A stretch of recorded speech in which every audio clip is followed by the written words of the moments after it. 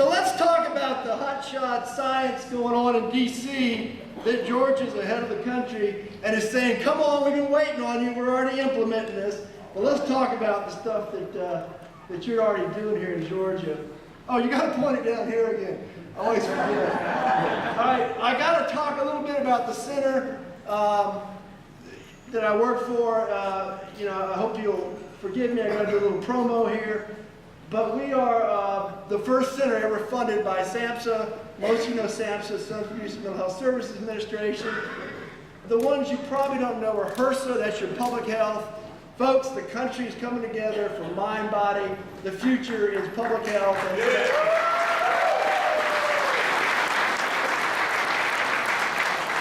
Somehow in Washington they discovered that the head is connected to the body by the neck. And so we're now, everything in the future, folks, is going to be mind, body, recovery. And we've already known how important that is to us. So our goal is we're a technical assistance center. We have 100 grantee sites across the country. We fund multi-million dollars to those sites. There are 4 in Georgia. Cobb Douglas, DeKalb is the newest one, by the way. New Horizons in Columbus, and Highland Rivers. I was just checking to see if you knew that. And Highland Rivers, those 4 are among the 100 sites that we provide technical assistance to across the country. And it's all about integration of primary care and behavioral health to create what we call integrated health and whole health. So that is the future. And so, you know, it's a 50-year anniversary of Dr. King's great speech, I Have a Dream. And it's just been on the news everywhere. And you know what? The Georgia Mental Health Consumer Network is exactly what Dr. King was talking about. You have a dream, and you are delivering, and that you realize that I'm not all I can be until you are all you can be, and you're not all you can be until I'm all I can be. That's the nature of peer support. What he said was, we are all caught in an inescapable network of mutuality tied to a single garment of destiny. Whatever affects one directly affects all indirectly. That's what peer support believes. So this, so the Affordable Care Act is going to roll out. People start enrolling in October. It'll roll out January 1 of 2014. And every state is supposed to include these 10 essential benefits. They've got to be in your plan. Now, the one that lines up with the vision of the Georgia Mental Health Consumer Network and its new health, whole health, and wellness coaches that are now, I see Wendy Tigran back there. Thank you, Wendy. Bless you for making the new coaches Medicaid billable, the first in the country for these new coaches to be Medicaid billable.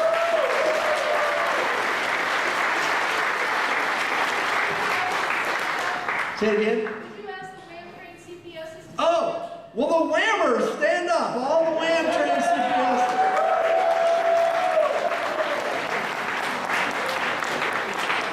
By the way, Sherry, have you announced that they won the federal grant? You won the federal grant? Please. Yeah. So Georgia, we've done 45 wham trainings in 9 months. Georgia just set the record. They've been funded by SAMHSA to be able to do 9 more wham trainings. Yes. And the state,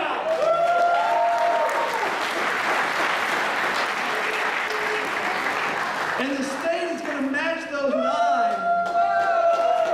That's 18 plus 5 is 20. What's the math on that, Sherry? 23. 23. Once again, leading the nation in whole health coaches, promoting mind, body, resiliency, and this new science of epigenetics.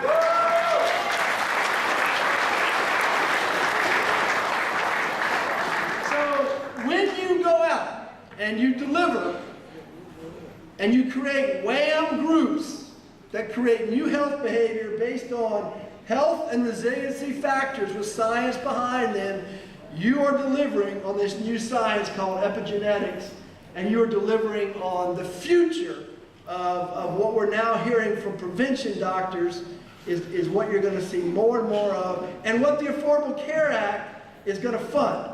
Because one of the 10 essential benefits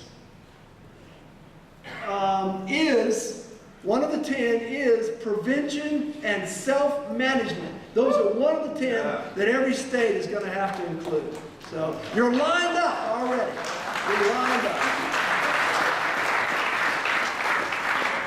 So when you think of resiliency, if you go to the dictionary, there's two common definitions: returning to an original state and rebounding or springing back. That's what you see in the dictionary. It's like a rubber band. You stretch it, it comes back. But in mind-body medicine, there's a new way of looking at resiliency, and that is prevention, especially relapse prevention, which is your secondary and tertiary prevention. Primary prevention is like you had polio and you came up with a vaccine. That was primary.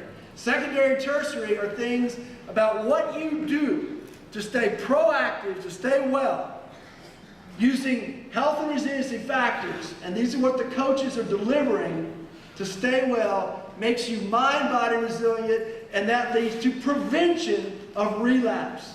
That's what our lives are about now.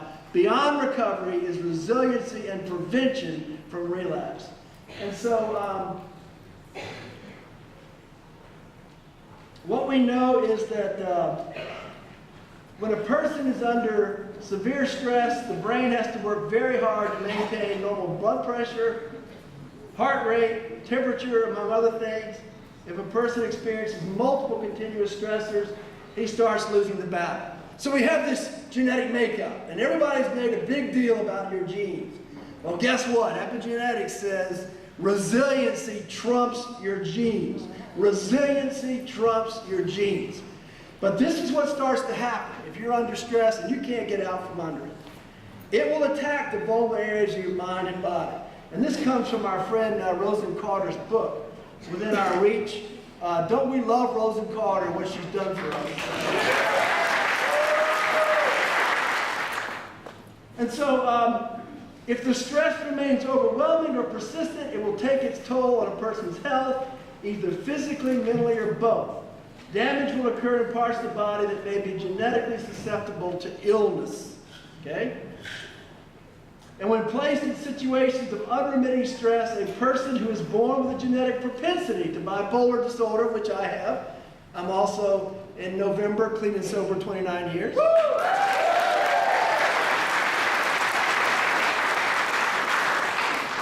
Depression or schizophrenia may in fact develop disease. The same is true for those who are susceptible to asthma, heart disease, or cancer. You have a genetic preponderance. But the good news is resiliency and epigenetics trumps your DNA. So according to Dr. Gregory Frcks, who spoke here, I think 5 years ago, gave the keynote. He's a psychiatrist on the staff of Harvard Medical School and director of the Vincent Henry Institute for Mind-Body Medicine, and a dear friend of ours. He used to run Mrs. Carter's mental health program. This guy is whip smart, and I love working with him. He really gets it. In fact, when he came here and spoke, he said, Larry, peer support is a mind-body resiliency factor, and that's why people are starting to stay well and avoid relapses, because they're practicing peer support. And another big one, folks, is service to others. People who tend to be in service to others live longer, they're more resilient against illness and disease, they bounce back quicker. And so peer support is all about mind-body resiliency. So, and here's a study that is recent from Rush University Medical Center in Chicago. Found that social ties could play a more important role in determining longevity than even smoking, lack of exercise, or obesity, and can also help you live longer and better. Folks, being connected socially, friends, people that have meaning and purpose to your life, is more important perhaps than any other factor, even smoking. Now, I'm not saying you can go home and say, I'm going to start smoking again because I got lots of friends and peer support. That's not what I'm saying. I'm saying that the science, and this just came out this year, The science is that when you have a social network and connection and people you love and care about and they care about you, it may be a bigger factor than obesity. That's good news for me. It's bigger than obesity. It's bigger than smoking. It is the primary factor in people living longer. And why did they separate us from our communities and send us to places like Milledgeville where 25,000 patients are buried? It's the worst thing we could have done to people for their mind-body resiliency and their longevity. Is segregation in psychiatric institutions. No more, folks. No more. So, this is just some information about the group that we're partnering with, the Benson Henry Institute. And if you've been through the Peer Whole Health training, then you're familiar with the thing called the relaxation response. How many know how to elicit the relaxation response? All right. Let me tell you, let me give credit to Grace here too. Mark, when I first got my job, right before I got hired as the director of the Office of Consumer Relations and Recovery, and Mark, thank you for what you've done with that office. The commissioner is... Stress had such an impact on me, I was afraid to drive in Atlanta. This is the truth. And Grace would drive for me. And so for a period of time, when my stress was overwhelming me and I wasn't practicing resiliency factors, I was too anxious to drive in Atlanta. In those early years, Grace drove in Atlanta. Now that's a heck of a thing because Grace, bless her heart, and she said I could share this, has been treated for years for depression and anxiety. So I had somebody driving me around who has anxiety also. But thank you, Grace, for that support when I needed it. The point is, Grace introduced me to a thing called the relaxation response. She gave me Dr. Herbert Benson's Little Red Book that came out in 1975, the #1 bestseller. And I started practicing the relaxation response. And that's how I eventually mastered and got resilient. And now I'm able to drive in downtown Atlanta. And that, Mark, is when, then I became able to commute back and forth by myself, going to the state office. That's what a big deal it was for me to learn to practice mind-body resiliency by activating the relaxation response. And it overcame me being able to be afraid to drive in Atlanta.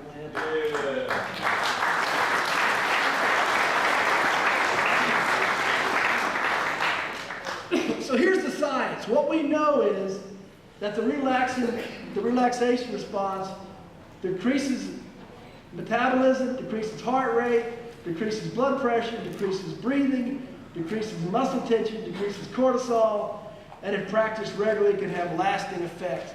Folks, if you practice the relaxation response, you teach the skills to other peers to practice it. These things happen, and they counter the stress-induced fight or flight response that I know you've heard of. And it can help you live a resilient life, and a life where you are able to stay well. It's a life of more longevity. And so teaching these skills to your peers is life-saving. It's huge to be able to teach these as health and wellness coaches. What we know about it is it doesn't matter what type of meditation. And I never could meditate because I got confused because they say, oh, you gotta breathe through your nose, you gotta breathe through your mouth, you gotta say you gotta wear an orange sheet, you gotta sit and hold your fingers together.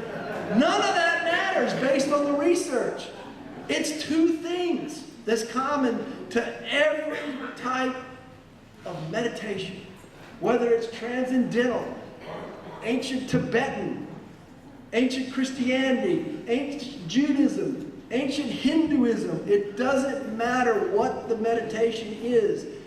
The science shows there are two things that elicit the relaxation response. Number one is some sort of repetition.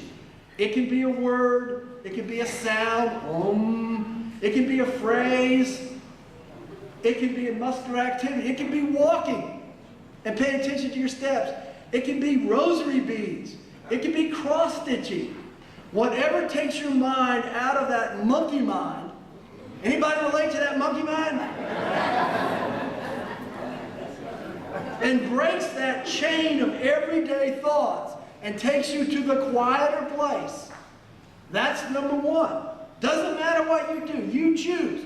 You don't have to wear an orange sheet. Whatever you decide to do that takes you to that quieter place through repetition. The second thing is, when your mind begins to wander, and it'll go back to, oh, did I pay that bill? You don't beat yourself up. You become aware that your mind has wandered, and you simply return to the repetition. That's it. Rock science. It is as predictable as taking medication. This works, and this is what your coaches, your peer coaches, are teaching peers all across Georgia. So, here's this word epigenetics. And what it means is your DNA is not your destiny. They did a study of 66 twins. One had schizophrenia and one did not. They said, well, how can that be? They came from the exact egg. Well, guess what? It's because your DNA is trumped by your mind-body resiliency and what you proactively do to stay well. That's the science today. And what it is this genome, excuse me, your DNA. Sitting on top of it is a thing called an epigenome. Epi means over. So it's this cell substance that sits above your DNA, and it sends signals which to switch on and which to switch off. Which to switch on and which to switch off. And if you're practicing mind-body resiliency, like a social network, like service to others, like the relaxation response to counter stress, then what you are doing is you are making a proactive physical change in which markers get turned on and off. That's what epigenetics is all about. And so it is through epigenetic marks that environmental factors like diet and stress can make an imprint on genes that is passed from one generation to the next. It can affect your next generation. April this year, cover story Time magazine was on curing cancer. A big part of that was the role of epigenetics. It's proving genes can be silenced that would normally maintain the cancer genome, which will allow the malignancy to grow.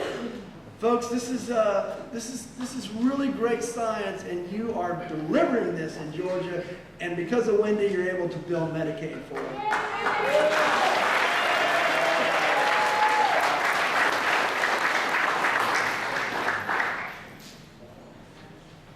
So I'm going to wrap up and just say to you that, you know, the highlight of my year is coming down to this conference.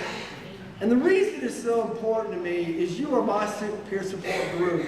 It gets a little bit lonely working in Washington, D.C., and it really means so much to me to come here and have a sense of my connection and my roots and all the things that have kept me well and resilient and been able to live a life of recovery. So I just want to wrap up showing you these are the 10 factors that are taught in your WAM, that are taught in the WAM training. These are the 10 things that prevention doctors say help us live longer, help us be more resilient against disease and bounce back quicker. And stress management, healthy eating, physical activity, restful sleep. That's a huge one for my bipolar illness, is managing my sleep patterns. Optimism based on positive expectations. Cognitive skills to avoid negative thinking. Service to others, support network, meaning and purpose, and spirituality. And now I'm going to turn it over to my dear friend and peer, Charles Willis, to talk about afterlife.